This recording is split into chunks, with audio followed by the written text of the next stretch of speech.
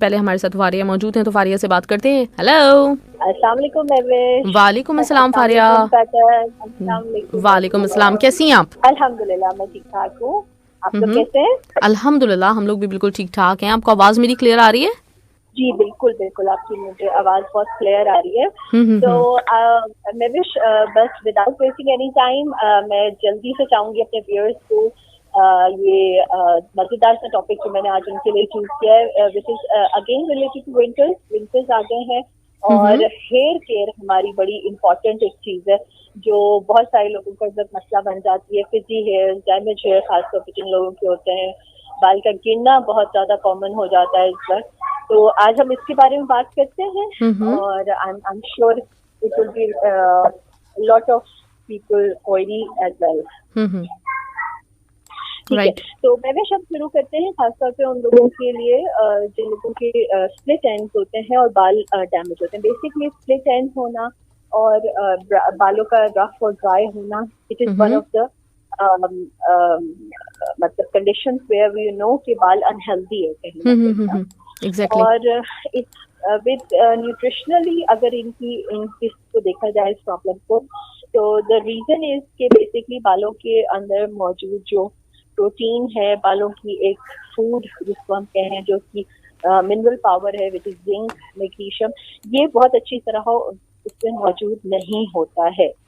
और इसकी वजह से वैसे तो टाइप्स ऑफ हेयर जरूर होते हैं, सिल्की बाल होते हैं, ड्राई होते हैं, लॉन्ग होते हैं, शॉर्ट होते हैं, ये इनहेरिटेंटली भी होता है। अच्छा। लेकिन वजह ये, इसके बाद हम अनफॉर्चुनेटली अपने बालों में एक्सटर्नली रीजंस को देखें तो केमिकल शैम्पू, केमिकल्स का यूज होना, या फिर बहुत कॉमन है लड़कियों में और खवातीन में बालों को स्ट्रेट करना, जो आयरनिंग कर रहे होते हैं हम लोग, इससे बाल बहुत ज्यादा डैमेज हो रहा होता है। और इसके अलावा अनबैलेंस्ड न्यूट्रिशनल डाइट्स हैं।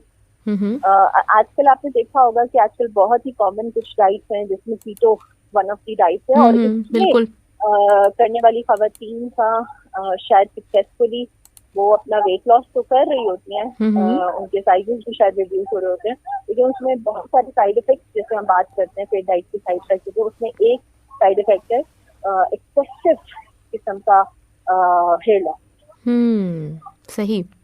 तो इसमें अनफॉर्चुनेटली आप समझ लीजिए कि इसके अंदर बैलेंस डाइट नहीं होती है, आप एक खास किस्म की फूड ग्रुप को चूज किया हुआ होता है, इसमें आपकी बॉडी की फुल रिक्वायरमेंट पूरी नहीं होती। आई थिंक इसमें फैट ज्यादा होता है ना फारिया? फैट इसमें ज्यादा लिया जाता है। फैट और प्रोटीन, जी बिल्कुल, फैट और प्रोटीन की कॉम्बिनेशन होती है जिसमें आपको एनर्जी के लिए, इसमें देखो कुछ फूड ग्रुप को आपने कार्ब्स को छोड़ा हुआ होता है, तो एनर्जी के लिए फैट को ज्यादा ले रहे होते हैं ताकि वो बर्न हो रही हो, लेकिन वही बात है कि ये फेट डाइट में आ जाता है ना। जो साइड इफेक्ट तो उसके होते हैं ही, जिसमें ऑफ कोर्स ये बालों का गिरना बहुत कॉमन है। तो उन लोगों के लिए मैं ये सजेस्ट करूंगी कि आप लोग लाजमी ऐसी चीजों का अपने फूड, अपने इंटेक में जरूर पार्ट रखें जिसमें फ्रेश फ्रूट्स और वेजिटेबल्स हैं। ये बहुत इम्पोर्टेंट है। और आजकल खासतौर पर सर्दियों में तो इतने सारे मजे के फल मौजूद है, जैसे गर्मियों में बहुत सारे लोगों के फेवरेट फलों में आम, इसी तरह सर्दियों में भी बहुत सारे लोगों का फेवरेट फल कीनू है, मौसम्बी है, ये जो सिट्रस फ्रूट्स है, ये इस वक्त बहुत काफी मिदार में मौजूद होते हैं। तो हमेशा जैसे सजेस्ट करती हूँ कि सीजन के फल और सब्जियों का ज्यादा फायदा उठाएं। अल्लाह ताला ने उनको बनाया ही और प्रोवाइड ही हमें उन सीजन में फॉर अ रीजन किया। इसमें मौजूद विटामिन C जो है वो आपके लिए भी बहुत इंपॉर्टेंट है, आपकी स्किन के लिए बहुत इंपॉर्टेंट है। इसमें मौजूद आयरन और माइक्रोन्यूट्रिएंट्स आपके बालों के लिए इसी तरह बहुत ही इंपॉर्टेंट रोल कर रहे हैं। अच्छा, एक चीज जो मैं अगेन एक रिजीम जैसे मैं शेयर करूंगी कि आप लोगों को सबसे ज्यादा तो इम्पोर्टेंट है कि रोजाना बालों को कोम करना, ठीक है, खासतौर पर जो खवातीन हिजाबी हैं, and I can relate to that as because I'm hijabi as well. So you should be combing your hairs, the whole hair, बकायदा पूरे बाल खोल के पूरे बालों को कोम करें। अक्सर वो ये होता है कि बस उठाया, जूड़ा लपेटा और ऊपर तो स्कार्फ पहना और बालों को तो छोड़ दिया। सही, तो ये नहीं करना। हाँ ठीक है। हाँ। खास तौर पे आपने अपने बालों की, अगर आपको अच्छे बाल चाहिए, लॉन्ग लास्टिंग चाहिए, तो आपने ये जो आयरनिंग का एक मसला बहुत कॉमन हो गया, ट्राई टू अवॉइड। आपके अल्लाह ताला ने कुदरती जो बाल दिए हैं उसको अच्छे से शैम्पू से धोइए, ऑयलिंग कीजिए। ऑयलिंग के लिए भी यहाँ बताती हूँ कि लोग रात में ऑयलिंग कर लेते हैं अपने बालों में, बिल्कुल, और बहुत कॉमन है। तकरीबन 7-8-6-7 घंटे के लिए बालों में छोड़ देते हैं, विच is again could be very harmful.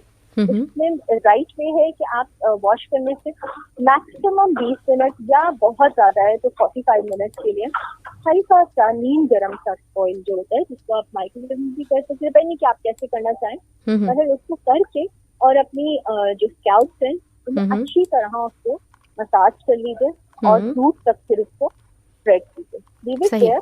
और जिन लोगों के बहुत ड्राई हेयर्स हैं उनके लिए मैं सजेस्ट करूंगी कि आप इसमें किसी किस्म का योगर्ट, जैसे normally yogurt, full fat yogurt जो होता है, या प्रोटीन का पार्ट पूरा करने के लिए अंडा इस्तेमाल कर लीजिए। उसका एक मिक्सचर सा बना के पूरे बालों में लगा लीजिए और हॉट टॉवल, यानी कि ऐसा टॉवल जो गर्म पानी में डालें उसको निचोड़ कर और उसको उसके ऊपर लपेट लीजिए। 20 मिनट के लिए उसको बालों में स्टीम जानी अच्छी, शाम के अंदर तक जो है ना खुल के वो पहुंचेगा। And then wash it with any good shampoo जो सल्फेट फ्री है खासकर। सही। तो इस तरह करने से आपकी जो बालों की जो ताकत है वो बहुत अच्छी हो जाएगी खास। और फिर इन सब चीजों के साथ साथ जाहिर बात है कि ग़िज़ा का तो ख्याल रखना बहुत बहुत जरूरी है, क्योंकि आप whatever you are eating and your nutrition and your health start from inside out. तो उसके लिए बहुत जरूरी है कि ऐसी चीजें का इस्तेमाल किया जाए जिसमें आयरन और फॉलिक एसिड बहुत अच्छी तरह मौजूद है। इसके अलावा बायोटिन के लिए मैं बताऊं कि कोई जरूरी नहीं है आप बड़े महंगे महंगे ऐसे मल्टीविटामिन जिन पे लिखा हुआ होता है ये बायोटिन है इसके अंदर, वो हर मल्टीविटामिन जिसमें B12 मौजूद है, वो हर फल और सब्जी जिसमें B12 मौजूद है, सॉरी जो हमारी जो गोश्त है जिसमें ये मौजूद है, तो वो आपको बायोटिन दे रहा है B12, ठीक है। इसके अलावा फॉलिक एसिड आ गया, तो आई एम श्योर के जो जो चीजें ऐसा, वरना आप किसी एडिशनली मल्टीविटामिन का इस्तेमाल जरूर करें जो आपको बैलेंस न्यूट्रिएंट्स प्रोवाइड कर रहा हो ये करने के लिए। सही सही। तो इन सब चीज़ों का ख्याल रखेंगे तो विंटर में क्वेश्चन है, लेकिन वो रिलेटेड नहीं है आज के टॉपिक से। थोड़ा सा जो पूछा था ब्रेकफास्ट के हवाले से सवाल किया था इन्होंने, तो मेरा ख्याल है उसे रहने देते हैं। मैंने कहा भी है कि थोड़ा टॉपिक के हवाले से अगर सवाल है, चले मैं शामिल कर देती हूँ, नजर आ गया मुझे। मैं अभी एक आप लोगों को डेली फूड इनटेक बता रही हूँ जो आपको खासतौर पे ऐसे लोग जिनके स्किन एंड रहते हैं, जिनके डैमेज हेयर्स हैं और बहुत एक्सेसिव हेयर फॉल है, उनके लिए डेली फूड इनटेक बताती हूँ, जैसे मैं वो बता रही हूँ। बिल्कुल। आई एम श्योर इसमें उनके लिए नाश्ते के लिए कुछ बेहतर उनको मिल जाएगा। अच्छा, आपने रोजाना जो है अपने नाश्ते के इस्तेमाल में कोशिश करना है कि एक अंडा जरूर लें। अच्छा, बहुत सारे लोग एग अवॉइड करते हैं और एग योक भी अवॉइड करते हैं, लेकिन बिल्कुल the egg yolk have that protein part, so that is again very important for your hair. अच्छा, इसके बाद आपने शहद का इस्तेमाल करना अगर आप करते हैं तो बहुत अच्छा। सही।